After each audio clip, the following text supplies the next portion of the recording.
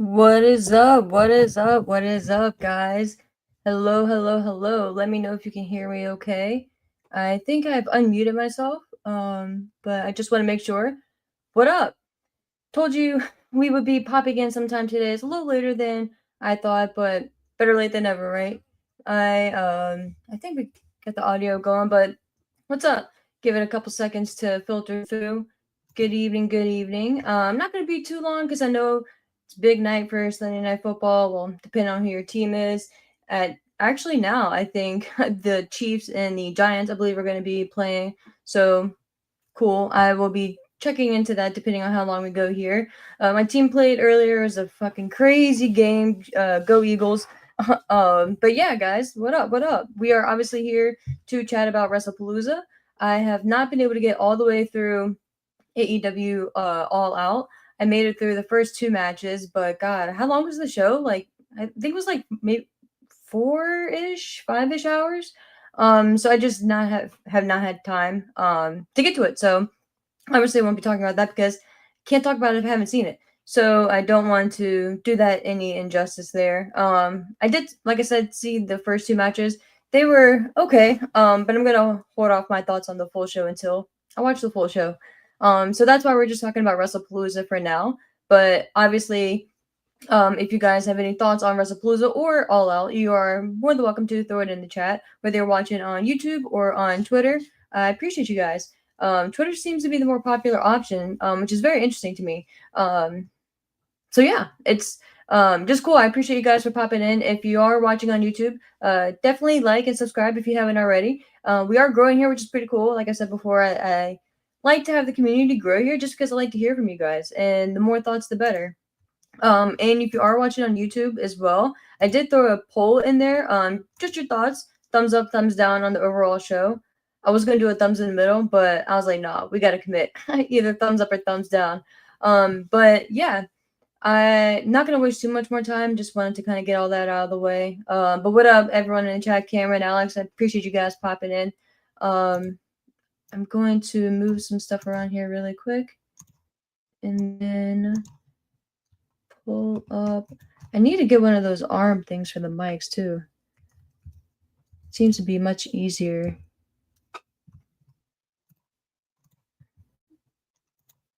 But overall thoughts of WrestlePalooza, guys. Let me know. Let me know. I'm holding off here for a couple moments. I will be obviously going over it in depth, but overall, Alex, what is your rating of WrestlePalooza?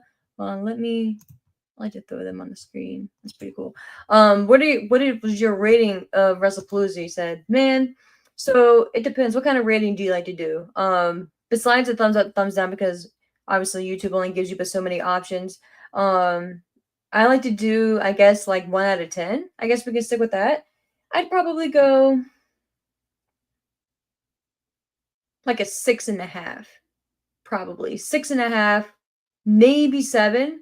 I could probably top out at 7. Just a couple things that, again, I don't know if it was me as a fan hyping myself up for or expecting, but I don't because there were also some comments made. So obviously we'll be getting into that a little bit more. But I would probably say like I said, a 6.5 or a 7. Let me know what you think. Let me know what you think. Oh, cool. I think you did. Oh, you said a 7 too. Right on. Okay, so we're pretty calibrated there. And K Smith, what up, bro? What up? What up? Yeah, look at us. See, this is why I love you guys, man. We're all on the same page, man. But yeah, because it's one of those shows where the matches that you were excited for probably delivered. Again, I wasn't putting too much stock into what ended up being the main event with Cody Rhodes and Drew McIntyre.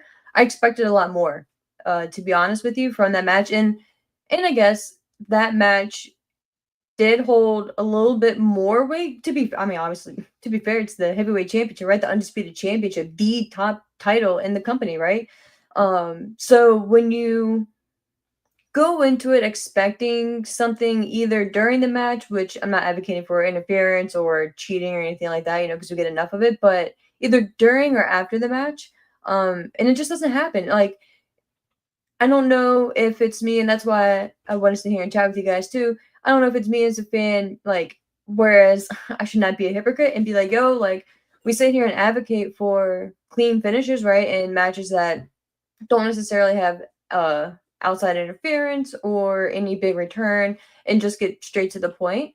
So to be fair, that is what we got with that and the women's championship match, which we will obviously be getting to, which was probably my match in the night. Um, but I don't know, man. And the match, I guess we'll just start with the main event. So the match, it was fine. Like it wasn't anything bad or it wasn't a match that I'd be like, oh, avoid watching at all costs or anything like that. Or like I would say like, oh, if you had to watch this pay per view, like watch this, this, and this, but don't watch this. I would still, recommend watching it just because for me, I think it's important to watch Drew's journey. Although I think it plays a big factor into that now because what does he really have to gripe on? You know what I mean? He doesn't really have too much to harp on from this match, and I don't know. I think I'm surprised by that because with what Triple H said, whatever interview or wherever he said it, pretty much like there's gonna be surprises or something to that effect. I know surprise was included with however he phrased it, but I just I think that in my mind, and then with the announcement of okay, expect surprises, Cody's gonna be main eventing the card, right? Because with all the advertisement and all of the hype surrounding WrestlePalooza, it's all been about John Cena and Brock Lesnar. Which, again, if you watched the show that I do over on Brass Ring Media, normally every Saturday mornings, barring anything crazy in real world going on, every Saturday mornings around 10:15 Eastern time. I was like, we went over a lot of different options. The first one that was a heavy rumor, which I didn't really buy too much into, was Chris Jericho returning. Mainly because the time frame. And again, I'm not still 100%, but the reports that I am aware of had stated that his contract would be up pretty much like the end of this year. So, like I stated, I don't know if that's specifically like December 31st. If you guys know, throw it in the chat, or if it's a little bit sooner, a little bit after, or what have you. And yeah, and obviously we don't know still 100% confirmed one way or another if he will be leaving AEW, if he will be signing a renewal and continuing on. So TBD on that. I was thinking though, while I was watching a video somewhere on, it was somewhere on Twitter. I think I don't know if it was like a fan account or something that AEW posted, but it was like just a hype video. And watching it, and obviously in regards to like the main event with Hangman and Fletcher, um, thinking about Hangman's next opponent, because we just all assume, right, that Fletcher was going, or yeah, that Fletcher was going to lose the match here, which again, I haven't seen the match. I obviously know what happened because you can't avoid it once you pop on Twitter, and you scroll for a little bit. But I don't want to talk about it until I've actually seen it. But it made me start to think, okay, so where does Hangman go next? And I was thinking, not to deviate too much, but we'll get back and we'll tie back into WWE. But I was thinking if let's just go with the scenario that Jericho will be leaving AEW, we'll call it December 31st, okay? And he is not planning on renewing. No it will, no like FU AEW, no nothing like that. But just he did his duty there. He pretty much accomplished everything and just moving on. Whether that's going back to WWE, whether that's just taking time off to explore his outside ventures, because dude has a lot going on, right? So it doesn't have to be anything ill will. Like people can leave a company and it be on good terms, and just feel accomplished there and move on and possibly return in the future. You know what I mean? So we'll go with that scenario. Okay. I think Jericho and Hangman would be a fantastic closure for Jericho and AEW. That's how AEW began. That's how he began in AEW. That's how Hangman began fighting to become the first heavyweight champion. And obviously, we know the outcome. Jericho won, and I think that was the right choice. Even now, and even then, I'm pretty confident. Because I know me and my friends were doing a show way back when, and I'm pretty confident we spoke about it on the show. I just can't remember for certain if it was on the show, just us and in real life, no cameras. Um, But I was like, Hangman, like, it's not the time for Hangman, right? And we need to know and grow a little bit more with Hangman. And we obviously have. And if you've listened to me before, I have been a big fan of the journey of Hangman. Again, we can shit on AEW for a lot. In WWE, to be fair, again and again, we'll get back to WWE. But we can shit on both companies. All companies have our opinions. Say, oh, well, they should do this, or this is what our opinions are, whatever. Or just have constructive criticism, depending on who you're listening to. But in my opinion, one of the things they have done so well year after year is the story and the journey with Hangman. I think that the fact that have seen the beginning, and again, it's not like he was necessarily AEW homegrown. He was in New Japan before, Ring of Honor, all that good stuff. But he really solidified his character and who he is now in AEW. So I think revisiting that story and having a nice little bow on it with Jericho before he leaves, and it being the next championship match, depending on what pay per view they want to do it at. I think that would be really cool. And again, a nice little swan song, if you want to call it, for Jericho. And I think it would be right of AEW to kind of bid him farewell the right way. And if you know Jericho in the past, and again, people have opinions of Jericho, but just talking about the Jericho on TV. Because people just get so crazy with their opinions nowadays, but it's just whatever. Um, he has always been one to do business, you know what I mean? And do and to not worry about how he looks on the way out. If you think about him being thrown in the dumpster, or wasn't he thrown in the dumpster? Or no, that was Eric Bischoff. But he had it was like the loser leaves town, I think, from with John Cena. And he's just always been one of those guys. And I remember watching his DVD, God, probably 20 years ago now. I think it was called like Breaking the Code or something like that. When I don't want to say first came back. I don't remember if it was when he first came back to WWE, but when he came back when he had the short hair and everything like that. And he really discussed his journey throughout his entire career. I remember him saying that he was one of those guys where when it's his time, he kind of just wants to just kind of like fade into the back and not really have this big ordeal, right? Of course, he's going to want to go to the Hall of Fame, but not really go on like a farewell tour. You know what I mean? And again, that could change because it's been 20 years and you see what type of retirement matches and just celebrations wrestlers have had. So yeah, just some thoughts in that regard, but I could definitely see Jericho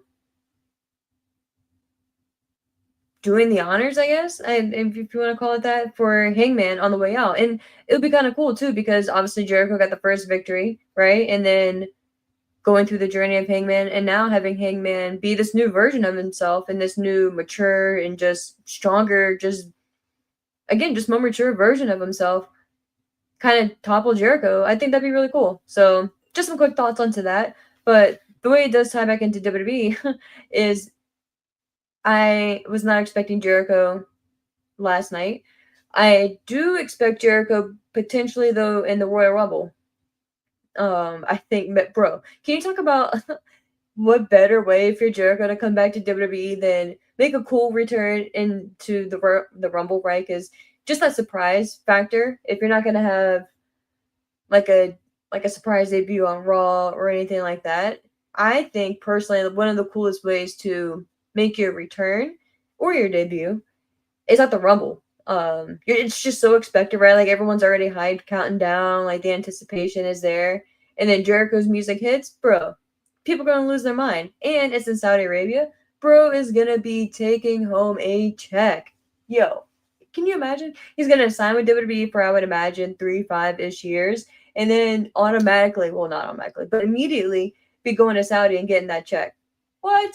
Like, if dude is playing his cards right, like if I'm him, that's what I'd be thinking. Like, well, probably not, because I would not be able to go to Saudi. But if I'm Jericho, you know what I mean? That's what I'm saying.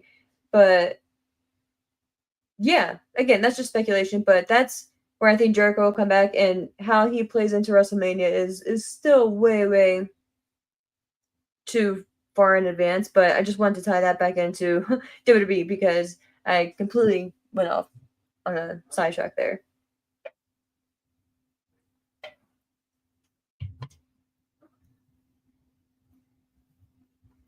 What up, Justin? What up? What up, Fernando? What up, guys?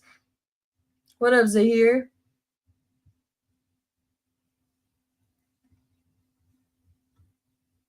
Scrolling through your comments real quick.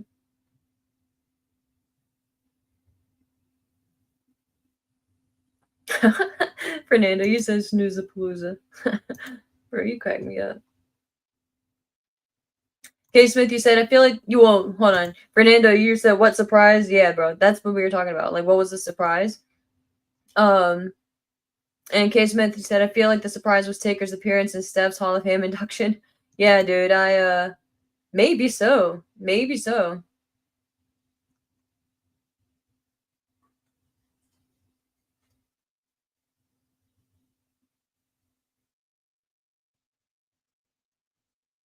So here, you're not a fan of Taker anymore?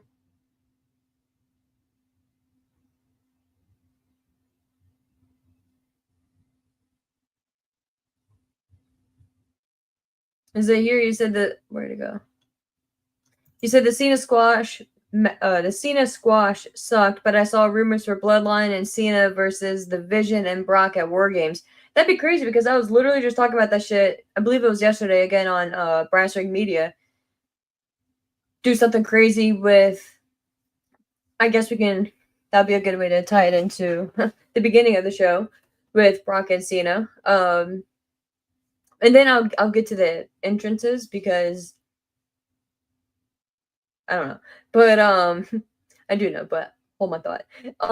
In regards to the Bloodline and the War Games match, really quick, the Bloodline and Cena versus the Vision and Brock, the rumors that you said you saw, that's crazy. I like I was saying, I was just talking about that yesterday because what cooler way would you have the opportunity for Cena to get his revenge on Lesnar without having another one-on-one match, but to throw Cena in War Games? Because when is War Games? Obviously, it's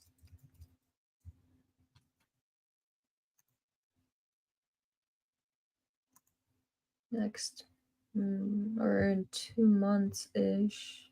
Because yeah, well, I mean, it's almost October. So War Games is November 29th. Cena is advertised for. Actually, let's check out the poster. Can't zoom. Well, actually, this is a fan made poster, I think. But November 29th is when War Games is supposed to be. Cena is on the poster for War Games. So that's a good sign. Obviously, you know, his last Survivor Series, I doubt he would miss that. Unless, I don't know if this is an official poster, but we got Roman, Cody Rhodes, Bianca, and that's why I'm like, I don't know if Bianca's gonna be cleared. Then we got Rey Mysterio. Yeah, this can't be legit. But John Cena is advertised for Survivor Series War Games. So, yeah, we could very well get Cena in a War Games match, which I think would be fucking cool. I am with, and again, maybe it's me, but with Brock declaring that he wants blood or like he's coming for blood or whatever he said, something about blood on Friday towards Cena. I was expecting Cena to get bloody, not Jay of all people later on, but I was expecting Cena to get bloody, and the fact that he didn't, I was a little kind of bummed about because like we got nothing in regards to why Brock was coming after Cena, unless it's just the fact that Brock just hates Cena's guts, which okay, that's fine, but just say that, you know, like he could have been like, I hate your guts, Cena. That's like I'm coming for you, like, and yeah, I don't know, like I guess maybe he indirectly did say why he's just coming for Cena, and that's just it, like that's his reason. He's just coming for Cena, so okay, but I just obviously think, which we all do, right? Nothing new here. Could have put more into it. And I just think that they left a lot on the table. And the fact that one of the only things that Brock really did say is that he's coming for blood or something to that effect. And we didn't get blood. I don't know, like, especially with this opening the show and you having a few hours still to kind of take people's mind off of it. And again, I wasn't expecting Jay to bleed, and I'm pretty certain they weren't either. But I don't know that if they weren't expecting Jay to, right? Because that was just like a freak thing. I rewound that so many times to try to figure out what the hell happened, and I still really can't figure it out. So if you guys know how the hell Jay got bloodied, like some part of the chair had it. I'm assuming ricochet and like smack him in the forehead. I don't know. So if you guys know, please let me know because I have watched I at least 10 times rewound that shit. So I just have no idea. Um, but yeah, I just with again, assuming Jay wasn't planned, why not have Cena bleed, man? Like, not like I'm some bloodthirsty person or anything like that. I'm kind of the exact opposite. Like, I kind of have enjoyed the pacing that WWE has done. I think it has been a little too, they have taken it to too far of one extreme where they just completely did away with it altogether. I think it's due and it's justified and it adds so much to certain matches, like certain Hell in a Cell matches, like when they were on their Hell in a Cell frenzy there for a while. Not every cell match needed that, obviously, but certain feuds and certain stories, certain grudge matches, whatever the case may be, does need something like that, in my opinion. It just adds to the cage match. It adds to the brutality factor of that and the oh shit factor, you know? So I don't know. That's just my opinion and my take there. And again, not like Lesnar or Cena were in a cage, right? Come War Games, someone better fucking bleed. But I don't know. I just expected a little bit more. I and I'm assuming everyone was kind of, or maybe on the same page. Again, I'll go through the chats a little bit later and see what your thoughts were on if if it was going to be more of like a balanced match or if Lesnar was going to just go in there and fucking destroy him. That's pretty much what happened. Lesnar pretty much went in there and just manhandled Cena. And after the match, the referee got an F5 as well. Throughout the match, I will say though I enjoyed it was, oh my gosh, Wade Barrett. I blanked on Barrett's name there for a second.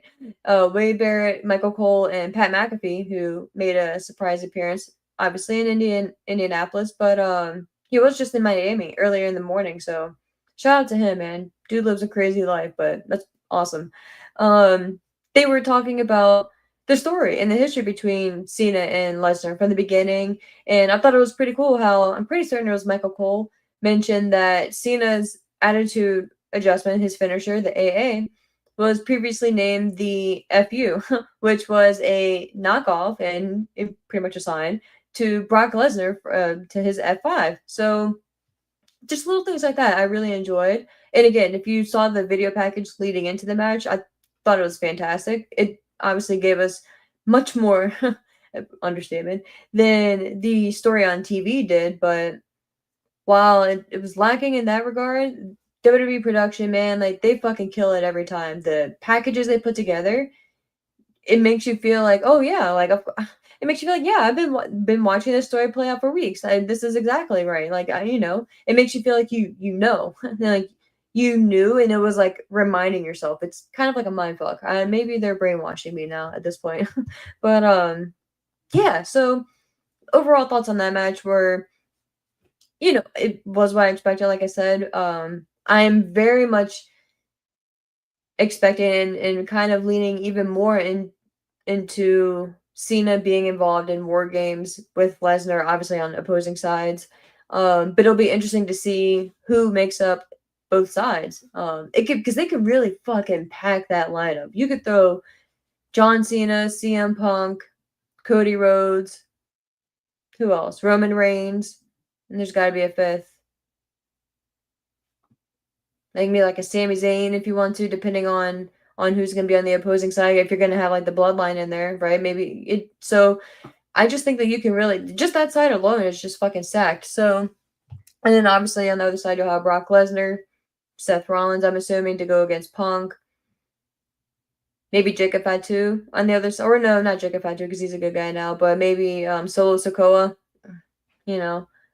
No offense against Solo, because Solo's been much more entertaining, but I'm just over like the MFTs. Fucking dumb name too. Like come on, like really? That's what I came up with?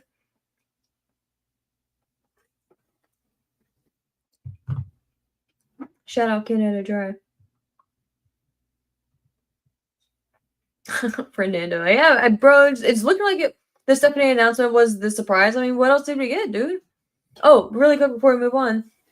Okay, and this is gonna sound terrible, and I am not a hater on kids, or I'm not in like one of them fuck them kids people. I like kids, but where the fuck did these kids come from for John Cena's entrance? Like all of a sudden, his music hits, and then all of a sudden these kids just come flooding out from the back, and I'm like, where the fuck did you come from? And I'm waiting for an explanation. I was just giving them the announcers praise for backtracking stories, but they come like, and please, guys, if you're listening live, please, if you don't let me know anything else, let me know if I missed where the fuck these kids came from. Like, was it? I'm assuming it wasn't like a make a wish. I don't know. I don't know if these were just like people in the back, like their kids, like they just rounded up all their kids. If it was like a softball team nearby, like, and I don't know, like I don't know where these kids came from. And of all the times to bring out what 20 kids and be looking so happy go lucky and oh golly gee, when you're going to face Brock Lesnar, like you are literally staring down of a beast, right? Brock Lesnar, who this dude literally the night before was just like, I'm coming for your blood, dude. He didn't call him dude, but he's like, I'm coming for your blood, essentially. And here comes John Cena, happy go lucky, in a yellow t shirt with a door on the back of the t shirt, just with all these fucking kids. And I'm like, what? Like, of all the nights, you're bringing these kids out? Like, and that's why I was waiting, like, okay, like maybe there's like maybe ESPN is like sponsoring something or like partnered with something, or I don't know, maybe these kids won some like Slim Jim shit, or I don't know, like something. And please again, if you haven't, I'll scroll in a minute. Let me know. I just where these kids came from, and again, it's not that big of a deal, and it doesn't really matter. It just really like took me out because like I watched a little bit of the pre-show and I watched that video package. I listened to Brock Lesnar. We saw what he did to Michael Cole. Michael Cole was devastated. Like he was saying, "Oh man, if this is what we're gonna like, if this is what frame of mind Brock Lesnar is in, like Cena better watch out." Essentially, like he doesn't know if Cena's gonna survive, and this motherfucker comes out with kids. Like, why would you want to bring kids out near Brock Lesnar? You don't know what this man could do. Obviously, he's not gonna fucking barrel down and like fucking like drop kick a kid, but you don't know. He could throw a chair. He can do some crazy shit. I'm just saying, we don't know what Brock Lesnar will do. The character, of course. I'm sure the man is good. Like the man, like you've seen like random pictures of them of like him like hugging a little kid and shit. So, but I'm just saying, the beast Brock Lesnar. I don't know. I was just like, what the fuck are we doing? Like, I don't know. So I guess I missed something, which is fine. But yeah, those are my those are my thoughts, and especially like having Brock Lesnar like come out first. It'd be one thing if Cena came out first, right? And Cena was kicking off the show after that long video package, and then Triple H just appeared in the ring. It'd be one thing if then Cena's music hit, and then he came out, the kids did whatever, and then they could have even like ran around the ring, done whatever, and then gone to the back. And then a couple minutes go, or maybe like a minute goes by, like the anticipation is building, and then Lesnar comes out. You know what I mean? It's not like people are gonna then cheer Lesnar. So I don't know, like, but at least Cena wouldn't be staring down like this big beast, like this big motherfucker, like Brock Lesnar. Like again, everything outside of the ring to the side, like this dude's fucking massive. Like the last thing I would be doing is smiling and dancing around and happy go lucky. Like I'd be like, oh fuck, here we go. Because again, like you say, we all know what it is. When Cena was leaving and we were looking at the camera was on his back as he was walking towards the back, that dude, like you could see the whelps on his back. He had a long, I don't know if it's from like, I don't know, maybe from like, probably from like a German suplex where he landed on his arm. and like just like that perfect line, like damn near in the center of his back. Like, I don't know, bro. I don't know. So sorry, I just had to get that off my chest. But and like, I don't know. Cena losing, I kind of expected him to lose because again, I expected something to happen at War Games, but him losing again, dude. That's what I was saying yesterday. Like, is this just gonna be like a losing fest for him? So yeah, I'm very curious to see who is going to be his like final opponent there in DC. I can't wait for tickets to go on sale because I'm trying to go to that shit. But you know, then tickets are gonna be wild, just wild. Fernando.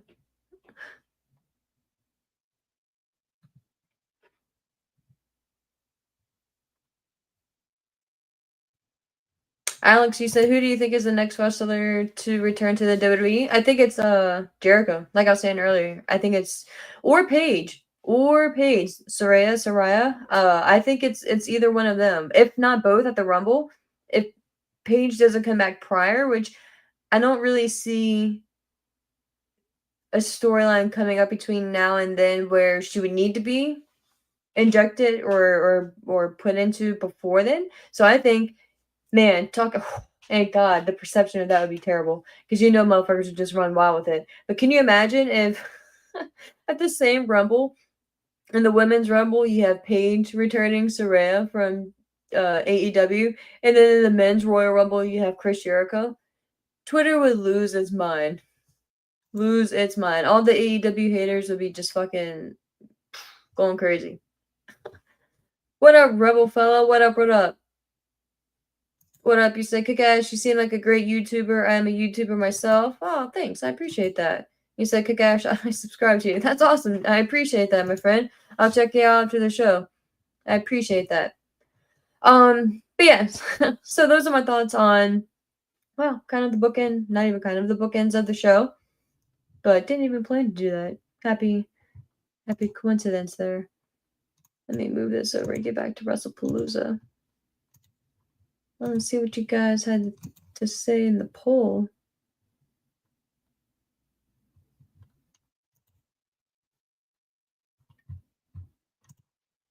Okay.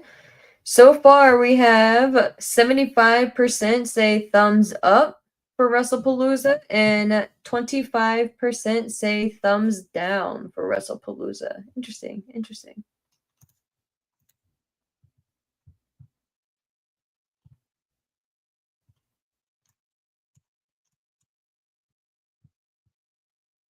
And where do you guys think Lesnar goes from there? Beating Cena obviously is a big deal, you know, even if he has been losing for a while or a lot lately. It is still a big deal. So, and the way they built it, right? And they were close these blinds. The way they were hyping it up, like, oh, Brock Lesnar's back, like he's on a, you know, like he's like the beast is back type shit, you know, like saying like he was in, I don't know if they say like the best shape ever, but like pretty much putting that over. Which I mean is no lie, he definitely is, but I don't know if that means he's going to be around more frequently, especially going into Crown Jewel, which Crown Jewel is going to be in Perth. But going into the Rumble, I don't know if we should expect to have a Lesnar sighting in the match itself, or how again depending on the story. But it'd be wild to see him have like a singles match. So again, unless he's going to make an appearance in the Rumble match itself, which again, it being in Saudi, I could see them wanting every big name they can get. So I could see them throwing a nice stack of millions over to Brock Lesnar and getting him out there. But what's the over under of how long it took Lesnar to leave Indianapolis? Do you think he was back home before the show even ended? Oh, it cracks me up. Hey man, again, we can say what we want as fans and we can bitch and complain about it as fans, or maybe not even in a bad way. And again, I just wish certain people were around more, not necessarily him, just in general, certain part-timers, but just the overall perception of quote unquote part-timers. Um and like a Roman Reigns, for instance. Dude, if it was us, I'm sure, if not all of us, the good majority of us, if we could have a schedule and a contract like that, come on, where you work, what, a handful of dates a year, 12 dates a year, something like that, like, and you get paid millions? Come on, dude. Not counting your merch money, any bonuses, anything like that. Like you'd be stupid not to, really. Like obviously if you depending on where you're at in your career, like if but Roman, he's pretty much done it all too. So anything now between now and here on out is just kind of like icing on the cake. Um so yeah, the same thing with Lesnar, dude. Like Lesnar, and again, there's a whole bunch of other shit going on with Lesnar, but he's been doing this for years too before anything may or may not have happened. But the fact that he found a way very early on to make millions doing, I'm not going to say very little work because, dude, it, like I said yesterday, I believe it was, the behind the scenes of being a wrestler and just whether it's a wrestler or a UFC fighter or a football player like Lesnar was, like he was all that shit. Like being in that kind of conditioning and that kind of shape is a lifestyle and takes daily commitment and daily work. You know what I mean? And obviously the dude does other shit, like he's a hunter and all that shit, so that helps out. He's fucking butcher, like of course he is. So obviously that helps out a lot in keeping you in shape and all that shit. But like that, it takes a lot. But I mean, dude is just I can't even imagine what the bank account looks like. Cannot imagine. And especially since he's, from what we understand, like pretty frugal, right? And not really one of those to go out there and buy designer clothes and shit like that. You imagine Lesnar rolling in like a Gucci shirt or some shit? I'd die. I'd fucking die. Um, I don't even know where I was going with that. But yeah, so again, like we can complain about it as fans, but if we were on the other side, we would most likely do the same thing. I mean, if I don't know, like depending on what age and how I feel physically, I'd probably want to be a little bit more active because I have heard that when you are out of the ring, besides the ring rust, that's just kind of obvious with anything, any sport. But the longer you're outside of the ring and the more space you take in between matches, the like the harder it feels and like the more it hurts because it's kind of like where like if you have like rough hands or something you've been working all day, it almost feels better just to keep going, whereas if you stop and kind of like your things like kind of like start to really like sink in and like oh shit, like I'm getting blisters and everything, and then you go back a few hours later and the next day it's like man, like my hands really fucking hurt.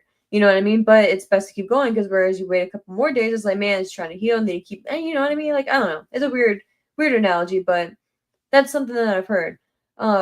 So there is something to be said to be a little bit more, I don't say active, but active, I guess. more just on board with the schedule. Um, but again, shit. If I'm any of those guys I just named, I'd probably be doing the same thing because I love being it's kind of conflicting though because I love to travel, but I love being home too. Like I love to go out, do my thing, but when I'm ready to go home, I am ready to go home. And especially depending on where I traveled or how long I was gone, I want to stay home for days, plural.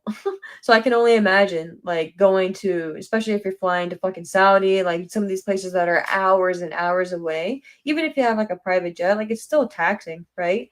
You want to be home. You got shit to do, especially someone like Roman. Just keep using him as an example. He's got what, 5 kids? So yeah, he's got a bomb ass wife to be able to take care of all that, and I'm sure he has other help for her as well, whether it's family or whomever. But yo, like that's a crazy life. Like that woman is taking care of a village. You know what I mean? So shout out to her, but I'm sure he wants to be home to help take care of his kids too. And on top of that, he's got health issues. So he is a special case. So even more reason I have never like oh Roman needs to be in the room more. Whereas especially because he's doing other shit too. You know what I mean? Like he's doing filming and stuff like that. So I don't even know if he'll be available. Like, because I think I remember seeing that he was doing that shit until like December. So unless there's a way he can like dip out of it really quick, come to war games of all things, and then go back, maybe he wouldn't be in that match. So We'll see.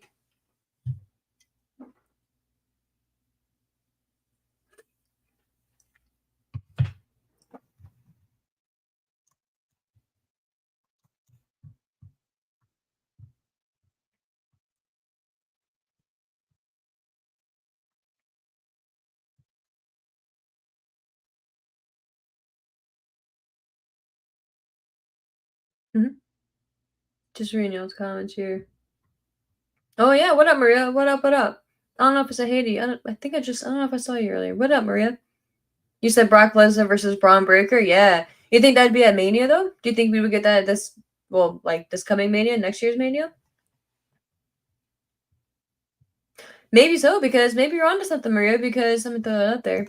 Because Lesnar did say he wanted to chat with Paul Heyman. Paul Heyman did the introduction for Brock Lesnar at WrestlePalooza. Obviously, Heyman was there for multiple things last night, but he was very much involved, and obviously very much involved in support of Lesnar. Lesnar and Seth do not have the best relationship, right? We know their past. Um, I could very easily see someone like a Braun Breaker, a hothead, right, getting jealous of a Brock Lesnar who can slowly but surely, every time we see Lesnar, he is making it a point to go out there and say hey to Paul Heyman or be like, hey, we need to talk, or hey, like it was good chatting with you, or hey, like thanks for whatever, and kind of like stir the pot a little bit more. And each time you see that interaction and Breaker kind of like watching, obviously standing beside him, but watching and kind of like veering on, be like, oh, okay, but and getting more and more pissed off about it. And at one and we know the hothead he is, right? He's gonna be like, yo, like and call him out and be like, what the fuck? You know what I mean? Obviously not say that, but and that could very well lead to a WrestleMania match. So, Mary, you may be onto something.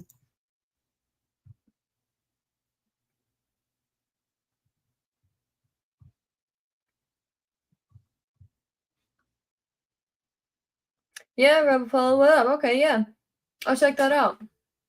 I do have to work on Tuesday though, but yeah, depending on what time, yeah, I'll check it out. If I can't check it out live, I'll definitely watch it on replay though. Kate Smith, you said you want Brock versus Punk too? Yo, that shit would be, especially the shit that they can say to one each other, or to one another. Yo, that'd be fire. But getting back to the card here, we only have a couple more. We have what yeah, I'm gonna say it was my match of the night, and I stopped everything that I was doing. I was putting it together the shoe thing. I stopped what I was doing. I was listening to a podcast in the background because I'm that person. Even like if I'm watching something, I had to be listening to something else as well, and like be doing. I have terrible ADHD, terrible. But with this match, dude, I had to sit down and just watch this match, and it was fantastic. My prediction was that Io Sky was going to win. I thought Asuka was going to get involved, or something was going to backfire, or something to that effect. And I didn't really think Vicaire, not that she wasn't ready, but that they should kind of string it out as long as they can without obviously not striking while the iron is hot type thing. But I thought it would be cool to see her go on a little journey and go through a bomb ass match with Io, pretty much have the same exact match that they have, but have her lose, and then go on not a redemption because it's not like she's like all down in the dumps or anything like that, but have her like ignite a fire, and we learn a little bit more about the Dark Angel side that Michael Cole had brought up, like this dark side of her. And not saying have her go crazy like a Nikki Cross or go dark or demented and summon anything or anything wild like that, just have a more vicious and more like badass side to her and have her expose that a little bit more and more as she, and not saying have her go on a losing streak because that'd be terrible, but just go on like a little mini path and a journey and lead that into the Royal Rumble, have her win the Rumble, and then just it's just smooth sailing from then into WrestleMania. And again, not go on a winning streak or a losing streak, nothing crazy one way or another, but just have her go on a little journey. I thought that would let her be able to show a little bit more about herself to the fans and have more and more people gravitate and just latch on to her.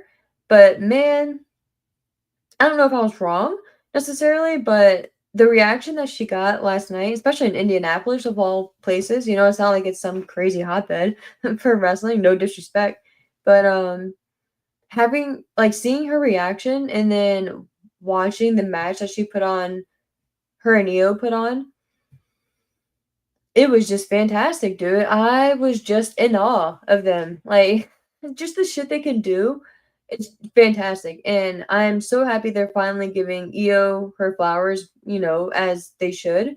With Michael Cole saying he thinks that she's the best women's wrestler, period. And I think it was either Wade Barrett or Pat McAfee was like, even over Becky Lynch. And Cole was like, yeah, he said it on the pre show as well. So, and I 100% agree with him. Not even just on the women's side, just if not, probably not the best overall, but definitely one of the best. Period, men or women. So this match, guys, if you haven't seen WrestlePalooza and you only have like 20, 25 minutes, definitely seek this one out first. Check out some other matches too, but definitely seek this one out first because it was just fantastic. And again, like it's Stephanie is amazing as well, which we know. But Io, bro, like the matches that she just puts on consistently are just fantastic. So shout out to her, and we are lucky to have her in WWE because man, like, and I'm sure she wasn't in WWE at this point; she'd be in AEW. But just the showcase that she's been getting, and the respect that she's finally getting, that's being verbalized, and the fact that there was no interference and they were just allowed to go out there and just put on a bomb ass match and nothing, no cheating, nothing crazy happened, no pull of the ref, no nothing. I in that regard was happy to be wrong. There was no interference, no nothing. It was just two just kick-ass wrestlers going out there and putting on a fantastic match. So yeah, and I thought it was very cool. What do they call it? I forget the name that they called it. Her finishing move, the like inverted like moonsault that she does with the twist. Almost looks like Charlotte's, but it's different and much tighter and just no disrespect, but it's just different. Like she contorts her body just a little bit differently. And just the precision that she hits at Stephanie Vaquer is just incredible. But I thought it was also pretty poetic too and a cool little I don't want to say jab, but a cool little just nod there that Io Sky is called the genius of the sky, right? But Stephanie Vaquer won with a move from the top rope. So I thought that was just a cool little, not a jab, because obviously the mutual respect that we got after the match, I loved. I loved because the emotion from Stephanie was so genuine. Like everything about, I don't know, the 5 minutes after the match it wasn't, just tied into it, but I don't want to say it was my favorite because I loved the match, obviously. But just the emotion, man. They just felt like real people out there just enjoying the moment and living in the moment and being appreciative of one another and being allowed the opportunity to acknowledge that. So we don't see that a lot. It's like we'll see like a handshake sometimes, but just the bowing, the respect, and the bowing and that symbolization, you know what I mean? Them both having obviously strong history in Japan and international and overseas, as WWE calls it. I just thought it was a really cool touch, and obviously her going out there and celebrating with her father. I think he is the real MVP because thank you to that man for his contributions to the wrestling world. Because God bless Stephanie Vaquer. But yeah, no, I just thought that was a really cool moment. I'm not sure if he still lives in Chile or where her family lives. I believe I know they spoke about her family, so I missed that. But it was just really cool to see him there. I didn't see the whole interview, but I saw like a clip of like something like a quote that was posted on Twitter, like an excerpt from an interview that she did, where she had slept in some like a restaurant kitchen for like 6 months or something early on in her career. Um, so just to see and to know things like that and to see her journey, man, and to see the emotion on her face and just overall, I just thought it was really cool. And I guess I will say I was wrong. Like, not that I don't want to admit that I was wrong because totally happy being wrong, and I was wrong in some aspects of it. But I still think the journey and the story and having her win her first title at WrestleMania after winning the Rumble and going through that route could have been really fucking cool too. But maybe you don't want to have her knock off all those like milestones, back to back to back, which I can understand that, thinking back, but I still think that journey would have been cool. But I will say again, I loved what they did. And I loved the fact that they gave her both women time and time after the match too. So shout out to everyone involved.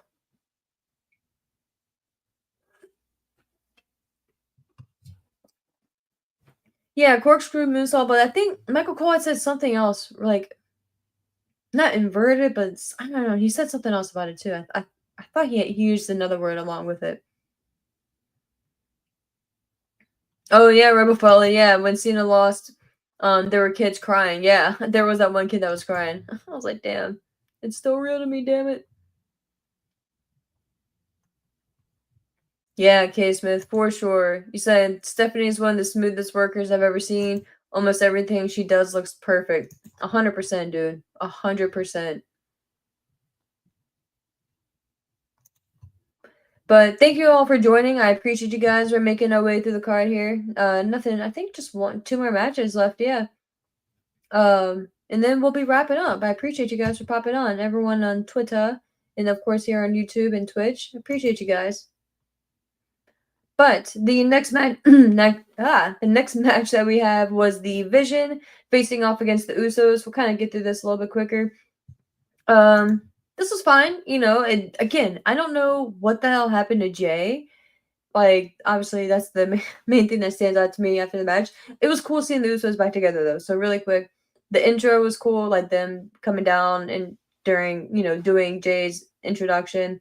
It's cool, I don't know if this is going to be like a continual thing for them. Obviously, Jay's maybe out for a couple weeks, maybe nothing too crazy, depending on the state of the injury. But it was kind of cool to see Jimmy like taking the lead though. Like he led off on the mic.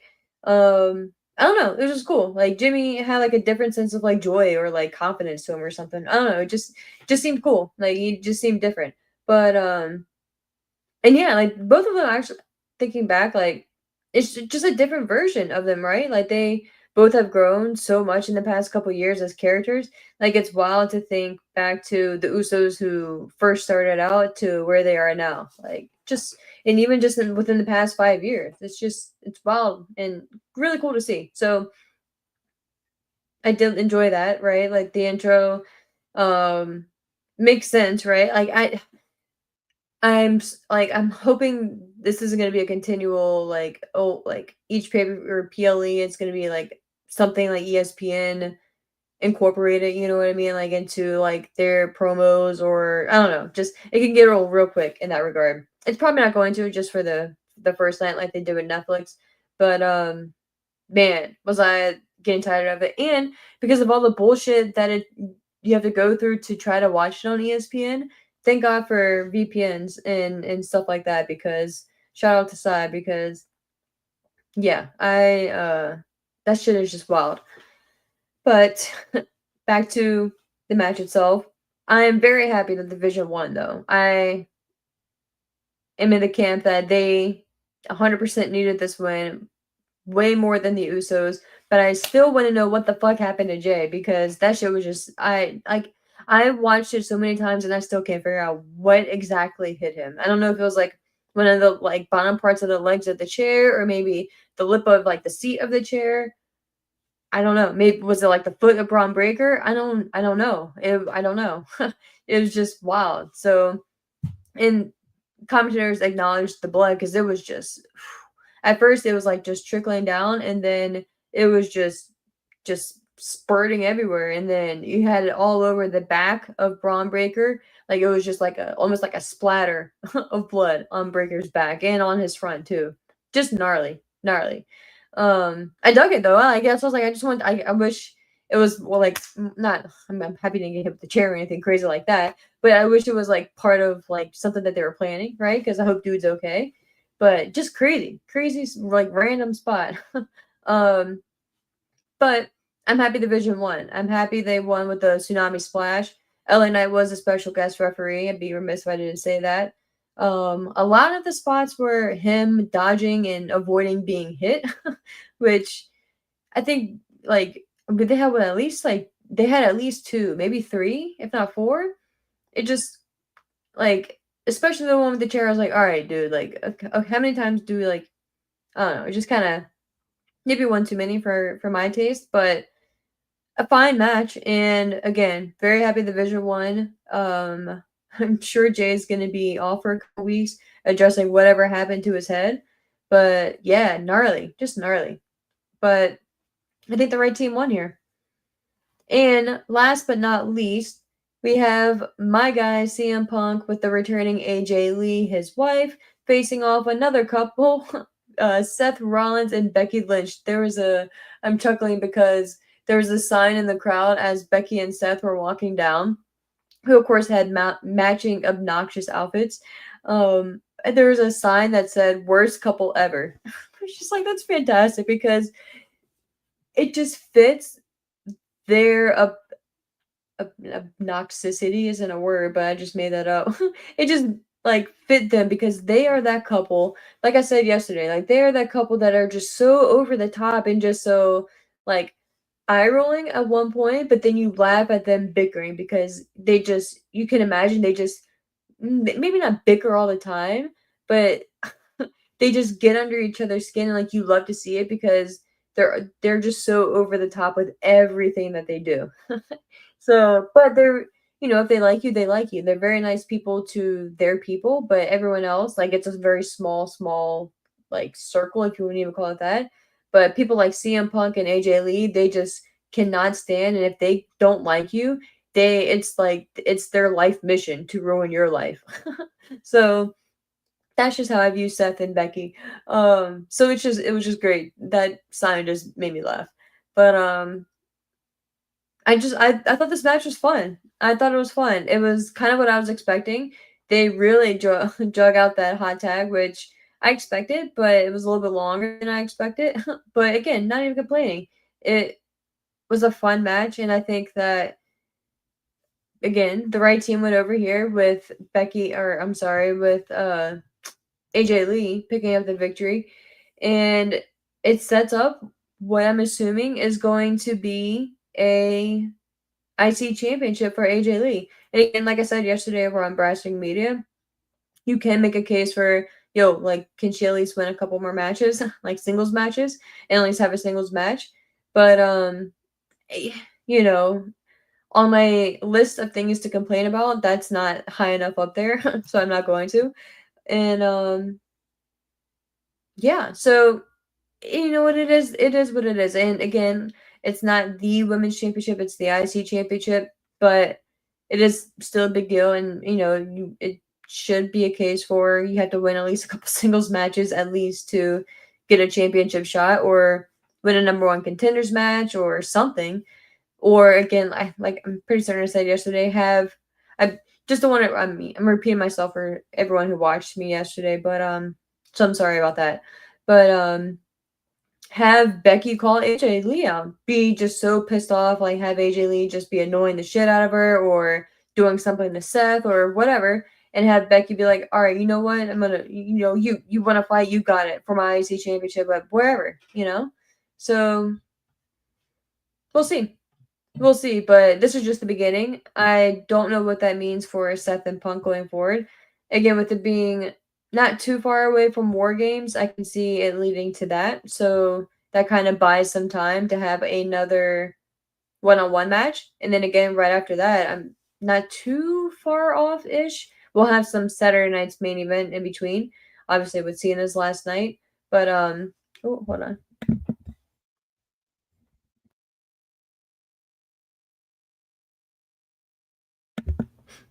Sorry, I had to sneeze there. With Cena's last match coming up in December, but that can buy them time to get Punk to the Rumble. And again, depending on who you want to win the Rumble, I made a case for Punk being the victor of the Rumble, then of course, going after and declaring Seth, and then that leading them to WrestleMania. It's far to stretch it out, but I think you can make it work. I think you can make it work. And it's crazy to think about how long the story has been going on, but you know, I think you can get away with it.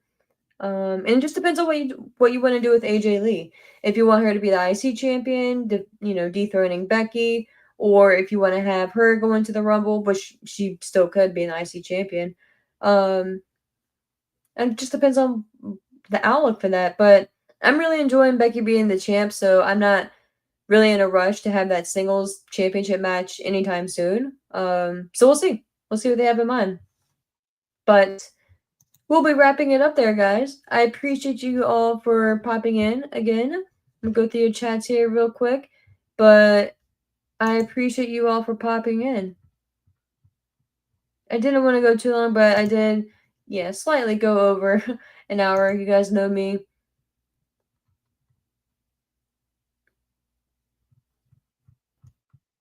But yeah, guys.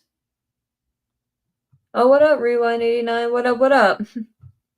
You said Seth and Becky were matching outfits in the blue and black color for Suicidal Prevention Month. Yeah, it was like a blue and a purple color, right? Like a blue and a purple, and then CM Punk and AJ Lee had some rainbow on their gear. So both sides going on and showing some love there. But yeah, guys, like I said, I appreciate you all for popping in. We will be wrapping up. It's Monday, man. I can't believe it's Monday. Tomorrow's gonna be Monday already. We gotta get ready for the work week. I don't know when I'm gonna be able to have another stream exactly, but that's why I've always said just turn on the notifications, just no plug or whatever. It's just the truth. If you guys are ever so inclined to join me live. I appreciate everyone watching over on Twitter and on Twitch. You guys are great over there. If you are not subscribed over on YouTube and you haven't liked the show, I'd appreciate that. If not, no biggie. I ain't pressed. But just like to see the community grow because we get more people involved here and get to hear more thoughts and maybe some shit we haven't thought about or maybe something we hadn't heard yet. So with all that being said, guys, thank you so much for joining. I truly appreciate it. Until next time, stay safe out there and enjoy some wrestling. Take care, guys.